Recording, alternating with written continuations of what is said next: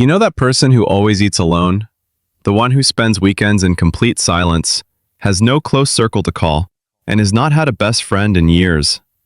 Society often looks at them with pity or suspicion, assuming something must be wrong, broken, lonely, difficult. But the psychology of having no friends is far more complex than simply being a loner. Today, we are breaking down the science of people with no friends, the ones who move through life alone, and why for some it is painful, while for others it is a deliberate and conscious choice. Here's the thing. Humans are biologically wired for connection. For most of history, survival depended on being part of a group. That is why the brain has an attachment system that reacts strongly to isolation. But for some people, this system has adapted differently. Psychologists describe this as an avoidant attachment style.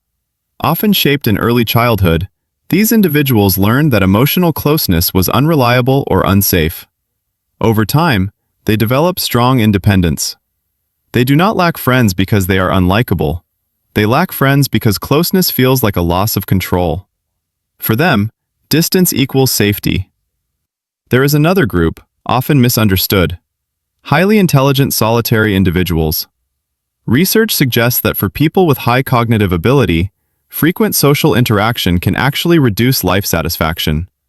While many people gain energy from socializing, others experience it as mental noise. Small talk, social obligations, and group dynamics feel draining rather than rewarding. These people are not incapable of friendship. They simply find that the emotional cost of maintaining relationships outweighs the benefit.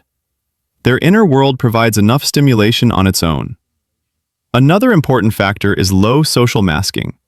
Most people adjust their behavior to fit into groups. They laugh when expected, agree to avoid tension, and smooth out their personality to belong. But some people do not do this well or refuse to do it at all.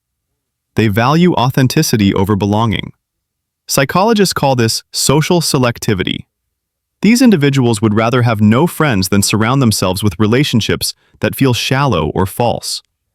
Being alone feels more honest than being misunderstood. Now we need to look at the other side. For many people, having no friends is not a choice. It is the result of social atrophy. Social skills weaken when they are not used. Anxiety, rejection, or past failures can create a loop where isolation increases discomfort, which then causes more isolation. Over time, the outside world begins to feel hostile. Home stops being a place of peace and becomes a place of hiding. This is not solitude. It is loneliness reinforced by fear.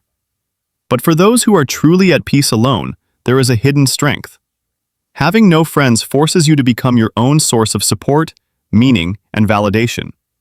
You learn how to sit with your thoughts, manage your emotions, and build a life that does not depend on constant social feedback. You are not lacking a social life, you are living a self-directed one. So if you walk through life mostly alone, ask yourself this. Are you alone because you are hiding from people, or because you have not found anyone who truly resonates with you yet? One is a prison, the other is a standard. Tell me in the comments, do you believe people need friends to be happy, or can a person build a full life on their own?